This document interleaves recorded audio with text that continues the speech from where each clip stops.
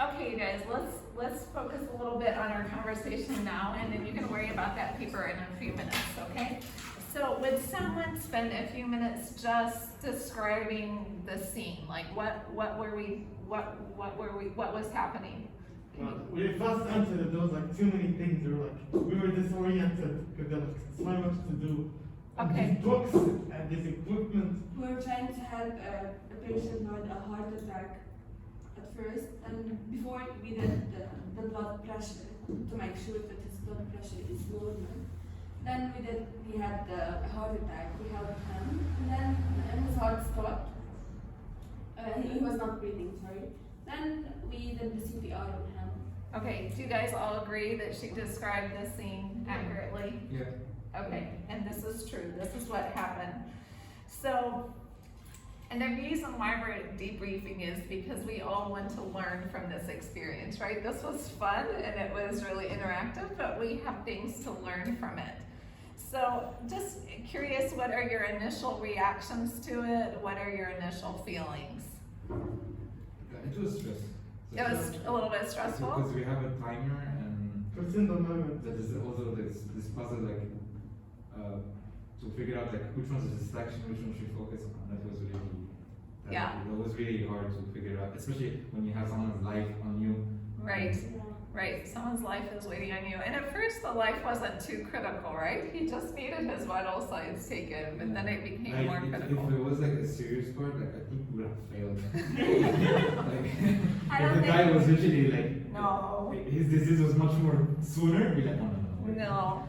But you know, one of the reasons why we put barriers, like you guys were having to solve puzzles, right? And this does relate to medicine in that even in the best of settings, you're always facing barriers. You know what I mean? So it's realistic in that sense. Okay, what else? What were some other feelings did you guys think about it? It was fun. You thought I it wanna was do it fun. Okay. I'll do it again. You want to do it again? And it was helpful, we were in a really, not a real situation, but But felt like a simulation. real situation to us. Mm-hmm. I think also, it's also the thing that even though we don't know each other, but we put our trust in each other, that's the thing. We don't know each other, each one did their part. Okay. We trust each other to do our Yes. parts.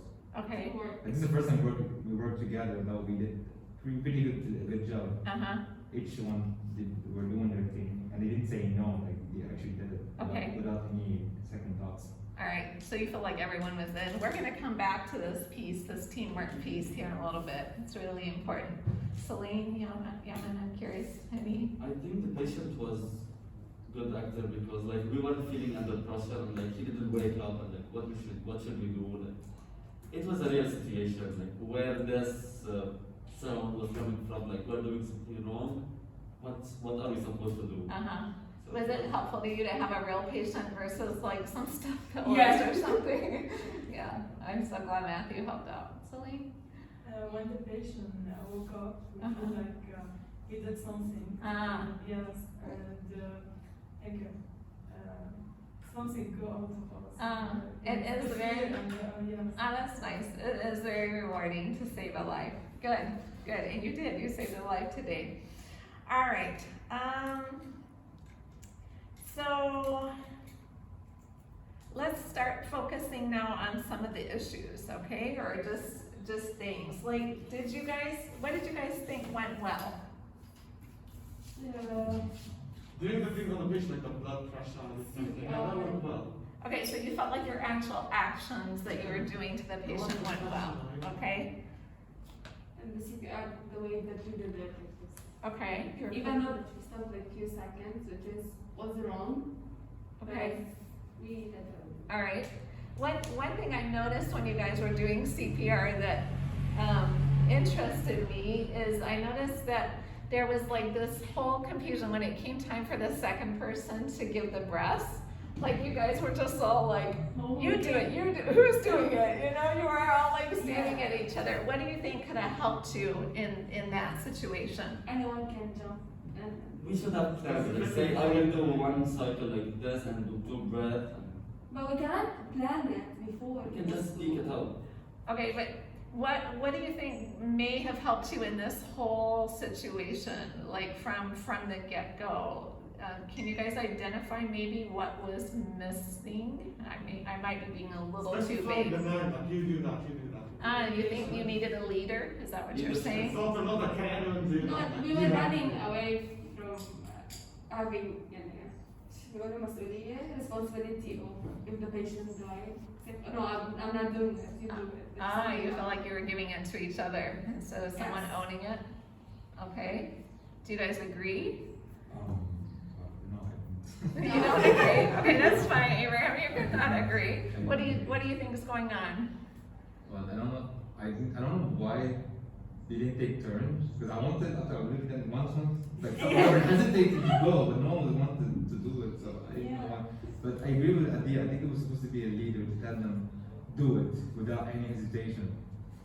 I agree. I think if Or someone was supposed before doing CPR, we should have agreed that you two should touch CPR. One of you guys decide which one's gonna do briefing, which one's gonna do the briefing. Then after you do like 2 sets, the other one takes a turn. I think that's what's supposed to happen in the beginning before we start the CPR. I agree completely. I think if there would have been a leader, it would have made a whole difference in the entire scenario, not just in the CPR part. But I don't know how you would know that unless, part of this is living life. You know what I'm saying? I was at the beginning, I was about to talk to them, Uh-huh. saying maybe we should have a leader, but I was like, I don't think we need a leader in this kind of. We were all humble. We don't. I know that we're gonna work together, so I said, what's the point of having a leader in this situation? And this brings up a really good point that I need to teach in the future when teaching CPR is someone has to take control and someone has to be calling the orders. And when you guys are doctors and you're working in the hospital, there is always a lead doctor or someone that is calling everything that's gonna happen. Celine, you had a comment. I wanted to say maybe the communication between us wasn't that good because we don't know each other. And maybe. Yeah. Well, but think about it, Celine, honestly, when you go into a hospital and you start working, often you are working with completely random people from all over the hospital will come and do a code. And so honestly, they will do practice codes and drills so that you do learn to work together, and even with people you don't know. And this is one of the very important reasons why there is a leader, so they can just call it, you know what I mean? Good. What about your patient care? Can anyone talk to me how you felt like your patient was being cared for throughout this setting? Let's start at the very beginning. You guys had the blood pressure to take care of, and it took you guys till I think about minute 23 till you got his blood pressure taken. What was happening to the patient care during this time? We had to calm him down, I think. I think we did something wrong that all of us focused on clues, not on the patient itself. Like as if we are in the real scenario, one should be just like focusing on the patient and his symptoms or his like complications, if anything occurred for her. But we didn't do this, which was But it was weird because the first 20 minutes I was observing, but he was like too relaxed. I was like, I was waiting for him to do something, but he wasn't doing anything, just playing with a pen and doing it. I'm like, he's relaxed. So he's right. I'm like, I I think he's good for now until we do something. I agree that he was relaxed, and I'm glad that you were observing that. I was like, he was too relaxed. I was like, he's supposed to do something like that. Why I'm not? waiting for him. Yeah. Let's make him sick. I agree that he was relaxed, but I would have loved to have seen a little more attention given to him. We gave him pillows. That's all. But at the same time, I understand that you are all eager and excited to go explore the room and find the clues and get the problem solved. Let's talk a little bit. You guys spent a long time like putting all different kinds of words into the combination lock, and at that point, everyone was everywhere, all over the room, which again, I understand you're excited, you want to explore, and you don't know what. But how did you really end up solving that problem in the end, the blood pressure one? Did you notice? Teamwork. Your teamwork. Did you notice it was when you all came together that it began to solve? And it was interesting because you guys all didn't start coming together until about minute 19, which was fascinating to me. It was, Dr. Amy was saying that it would be really interesting to pull in like a sociology class and just let them observe people speaking, because it was fascinating watching the human dynamics going on. Hey, John, Haddad, come on in. But Except don't you come into can't the be seen video. in the video. So you can stand there though, if you want. All right. I think those are the main thing, you guys, that I wanted to talk to you about. Okay, maybe we'll close in these questions. So, what do you want to take away from this experience? I want to hear from each one of you so that answer this question. What is something you want to take away? What do you mean take away? Like, what is the big learning thing that you learned from it that you want to remember for the rest of your practice Oh, as a medical I person? didn't know you should call, even though you're in hospital, you should still call. Even if you're in a hospital, you have to call. I didn't Yes. know I that. guess Okay. we should just shout for help, scream. Because the patient room is, you have many people around. Instead of just calling, there's a button or something. I'm not sure about it. It will be different in every institution, but often in an institution, you have to pick up a phone and call.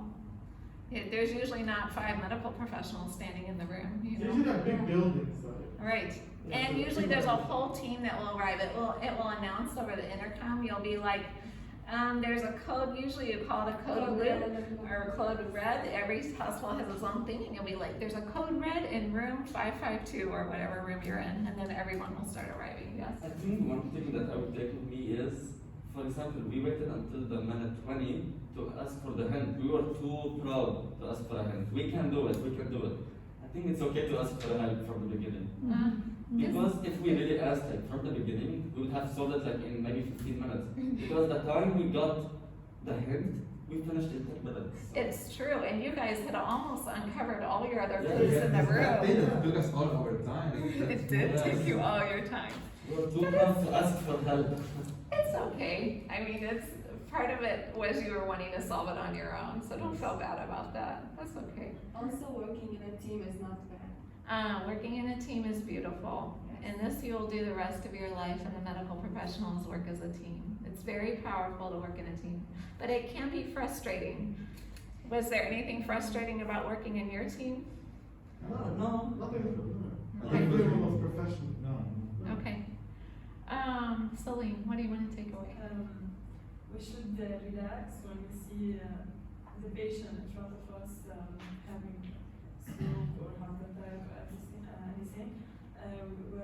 We should relax to calm the patient and yes, because if we are stressed, we will stress also. Very good. It really is important that you maintain this level of calm and so that you don't scare your patient half to death, right? If you're freaking out, then it will stress them even more. Hard to do, but a very good point. Adib, what do you want to take away? Pretty much everything they said, they covered everything. They covered everything. Thank you, Adib, for being so deeply reflective. All right, great job, you guys. Thank you. You can do your evaluations then, and then I'd love to get a photo with you guys with your escape. Thank you. Yes, yes, that was awesome.